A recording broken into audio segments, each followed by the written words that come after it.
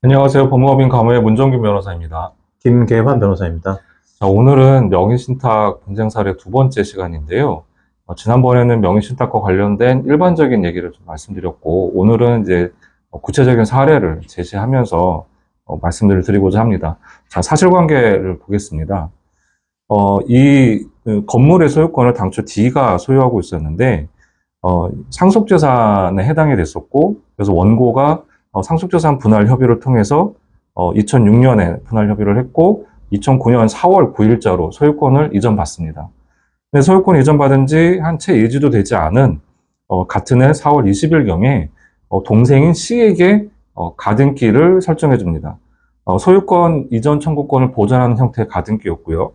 그러고 나서 수년이 좀 지난 2014년 5월 16일경에 가등기한 본등기로 이 동생인 C가 등기 명의를 이전해 갑니다.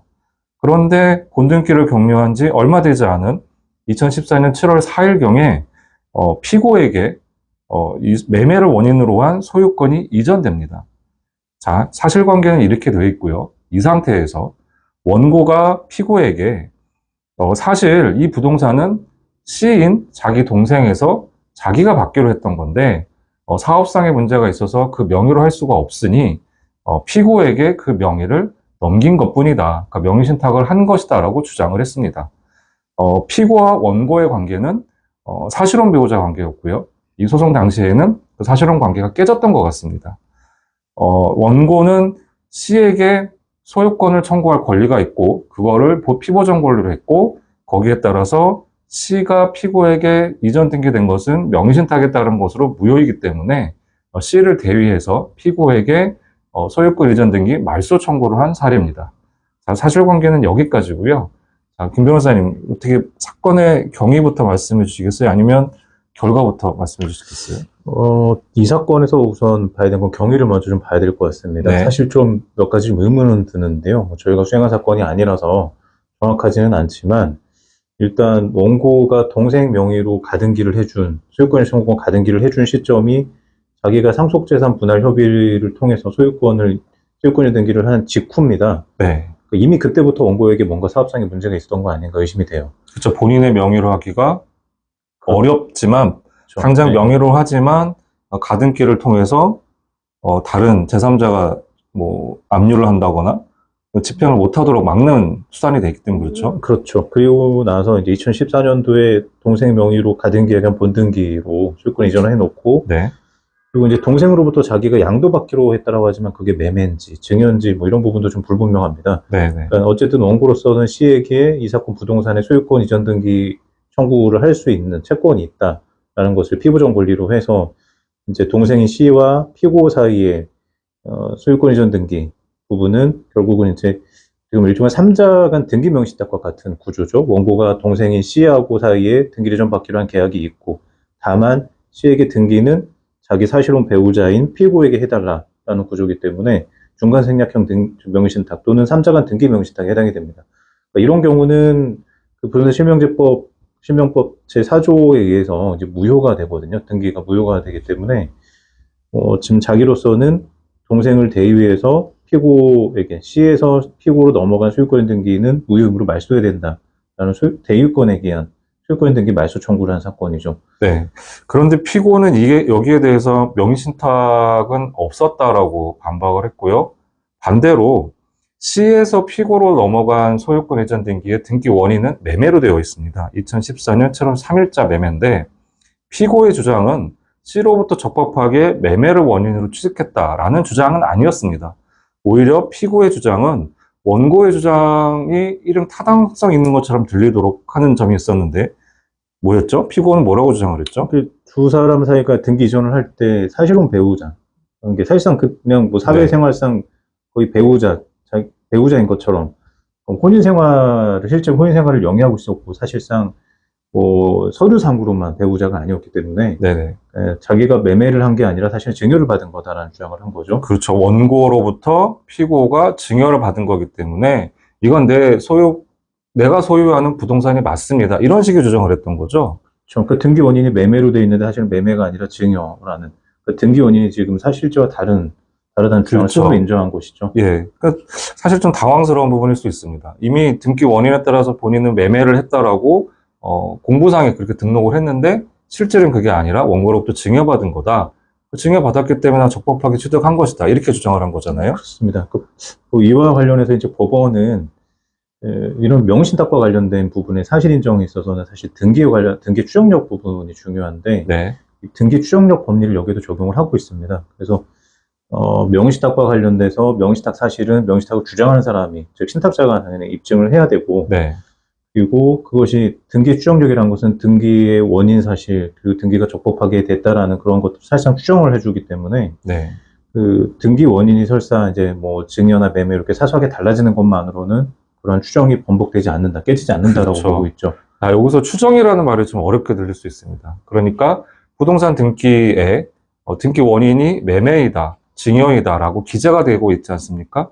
이런 경우에 그러니까 소유권이 이전된 원인 관계가 등기부에 기재되어 있는 대로 이루어졌을 것이다라고 강하게 본다는 거죠. 그렇죠. 그러니까 예. 그것을 명의신탁의 약정도 없고 뭐 이 등기가 무효가 될 만한 그런 원인 사실을 명의신탁자인 원고가 다 입증을 해야 되고 그 입증이 충분하지 않으면 네. 이 등기는 명의신탁자 명의 피고 명의 등기는 유효하다라고 결론을 낼 수밖에 없죠. 네, 실제로 그렇게 결론이 난 거죠. 그러니까 네, 피고 그렇습니다. 스스로도 이 소유권 이전 등기의 등기 원인이 증여가 아닌 매매인데 당장 등기 명의자가 그렇게 등기 원인과 다른 주장을 한다고 하더라도 이 등기 추정력은 깨지지 않는다. 입증을 다 하지 못했다. 원고가 네. 그렇게 판단한 것이죠. 네, 그렇죠. 뭐 그렇게 본 여러 가지 사정들이 있는데요. 뭐 예. 어떠한 사정들이 있었나요? 아무래도 명의신탁 약정을 입증하는데 가장 중요한 사실관계, 즉 이 부동산에 관련된 등기 권리증을 누가 가지고 있는지, 그리고 실질적으로 이 부동산의 소유자로서의 그 비용 등을 누가 지출했는지, 대표적인 게 재산세 같은 거잖아요. 그렇죠. 네. 그런데 등기 권리증을 원고 스스로가 소지하고 있다는 점을 아마 입증하지 못한 것 같습니다. 그리고 또 한 가지는 재산세도 본인이 부담했다고, 원고가 자기가 부담했다고 말하지만 그 역시 재판부를 설득하는 데까지는 이르지 못했던 것 같습니다. 아마 그렇기 때문에 결론은 원고의 청구입니다. 원고의 청구가 기각되었죠. 그렇습니다. 그 원고에게 입증할 책임이 있는데 명의신탁 사실을 입증할 책임이 있는데 명의신탁 관계를 입증하는데 가장 중요한 건 등기권리증을 누가 소지하고 있느냐, 네. 그리고 재산세 등 부동산과 관련된 재반 세금을 누가 실적으로 납부를 했는지 네. 뭐 이런 부분들인데 네. 원고가 이런 부분들을 입증을 못했다는 거죠. 누가 재산세 납부했는지, 등기권리증을 누가 갖고 있는지 네. 원고는 제시도 못하고 있고 그러다 보니까 입증이 충분하지 않다라고 본 겁니다. 다만 여기서는 이제 한 번쯤 검토해보고 갈 만한 부분이 네. 명의신탁이므로 무효다라는 네. 주장을, 등기가 무효다라는 주장을 원고가 하였는데 네. 피고와 원고가 당시에 피고 명의로 소유권이 등기를 할 당시에 사실혼 배우자였지 않습니까? 예, 맞습니다. 이제 부동산 실명법 8조에서는 네. 이제 부부간 명의신탁을 유효로 보는 규정이 있는데 예. 뭐 이런 경우에 사실혼 배우자의 경우도 유추 적용할 수 있지 않냐, 좀 넓게 네. 뭐 이렇게 볼 수도 있지 않을까 싶어요. 그래서 이 부분은 어떻게 봐야 되나요? 관련한 대법원 판례가 있습니다. 2002년경에 나왔던 판례인데요. 여기에서 말하는 부동산 실명법에서 말하는 배우자는 법률혼인 경우에만 한정한다. 이렇게 대법원은 설시를 했습니다. 그렇기 때문에 여기서 만약에 피고가 증여 주장이 아니라 명의신탁은 맞는데 우리는 사실혼 배우자 관계였으니까 이 명의신탁은 유효합니다라는 주장은 받아들여지지 않았었겠죠, 당연히.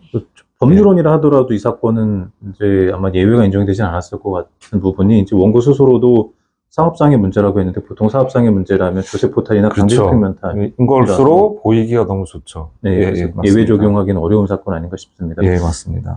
만약에 그러면 네. 이제 이 경우는 사실혼 배우자였다가 사실혼 관계가 해소된 경우인데 네. 만약에 법률혼인 상태에서 명의신탁을 했다가 뭐 이혼을 하거나 또는 뭐 수탁자가 사망하거나 네. 뭐 그런 경우가 있을 수 있지 않습니까? 또는 반대인 경우도 있지 않습니까? 그렇죠. 근데 법률혼인 상태에서 명의신탁을 했다면 그리고 조세포탈 목적이 없다면 그건 유효한 명의신탁이 될 것 같습니다. 그런데 이혼을 했다면 이제는 법률혼 관계가 단절되었으니까 그 경우에는 무효로 보는 게 맞지 않은가 저는 개인적으로 생각을 하고요. 다만 배우자 일방이 사망을 했다. 그럼 사망을 했기 때문에 명의신탁 약정 관계가 단절되느냐? 또 요거에 대해서는 대법원 판례가 있잖아요, 변호사님. 그렇죠. 예. 네. 그 대법원 판결 같은 경우는 이런 경우에 상속인에게 명의신탁 관계가 승계가 된다고 보고 네. 또 신탁자와 상속인 사이에서 명의신탁 약정은 여전히 유효하다라고 네. 보는 거죠. 부부 사이가 아니더라도 예.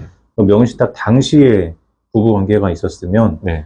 일방이 수탁자가 사망했더라도 상속인과 사이에서 명의신탁 관계가 유효하게 존속한다라고 보고 있고요. 네. 또 요거와 관련돼서 좀 재밌는 또 대법원 판례가 하나 있잖아요. 이 사례에 빗대어 본다면 원고와 피고는 과거 사실혼 관계였습니다. 그런데 명의신탁이라고 주장하고 있죠. 그럼 자, 요거를 조금 더 각색을 해서 사실혼 관계에서 명의신탁을 했습니다. 그런데 만약에 정말 법률혼 관계가 되었다면 어떻게 될까요? 명의신탁 받고 나서 혼인신고를 한 경우겠네요. 그렇죠. 이 경우는 사실 개인적으로는 그 경우는 너무 확대해서 해석하지 말고 네네. 마치 뭐 무효인 등기 유용처럼 이렇게 확대해서 인정할 건 아닌 것 같은데 네네. 다만 법원은 이런 경우는 혼인신고를 한 때부터 유효한 걸로 보는 것 같습니다. 네, 임시관 그렇죠. 판결이 나와 있고요. 예. 자, 근데 이렇게 되면 또 재미있는 일이 생기잖아요. 그 명의신탁 약정을 했을 땐 무효인 명의신탁으로 볼 수밖에 없고 사실혼 관계니까요. 그럼 당연히 행정적 제재가 따르게 되잖아요. 그렇죠. 과징금도 부과할 수 있는 거고, 이행강제금도 할수 있는 원상의 거고요. 볼때까지 나오고. 예. 그런데 이제 혼인을 하면 뭐 기발생된 과징금 부과는 뭐 발생할 수 있겠지만 이제 더 이상 이행강제금은 부과할 수 없는, 그렇게 또 해석할 수 있지 않을까요? 그 무효였던 게 갑자기 유효가 되는 좀 네. 이상한 관계가 됩니다. 네, 그렇죠. 자, 오늘 이렇게 저희가 사실혼 관계와 관련된 얘기를 조금 더 말씀을 드렸는데요. 오늘 첫 번째 사례와 관련돼서 저희 오늘 김 변호사님과 함께 살펴봤습니다. 자, 김 변호사님 마지막 멘트 한번 해주시겠습니까? 네, 뭐 지금 부동산 실명제가 시행된 지 30년 돼갑니다. 근데 이제 아직까지도 여러 가지 이유로 명의신탁이 유지가 되고 있고 특히 부부간 명의신탁은 많이 활용되고 있습니다. 사실 부부간의 명의신탁 중에 조세포탈이나 뭐 강제집행 면탈 부분을 회피하기 위한 목적이 아닌 경우가 과연 얼마나 될까? 여기에 해당되지 않는 경우 대부분 다 증여일 것 같습니다. 제 생각에는 이런 그런 뭐 사실혼 배우자와 사이에서의 예외를 인정하는 것을 좀 해석상 제한한 그런 판례의 태도는 옳다고 보는데 반대로 뭐 이혼하거나 또는 무효였던 게 다시 유효가 혼인신고했을 때 유효하게 되거나 이렇게 확대하는 거는 좀 법 취지에 맞지 않는가 싶고 장기적으로는 그 부부 사이라도 명의신탁 무효 예외를 인정하는 이 조항은 삭제되는 게 맞지 않을까 싶습니다. 그쵸. 실무에서 많이 문제가 되죠. 네, 예. 예. 요거에 대해서는 저희가 또 다시 다음 시간에 좀 더 자세히 한번 다뤄보도록 하겠습니다. 예. 자, 오늘은 여기까지입니다. 감사합니다.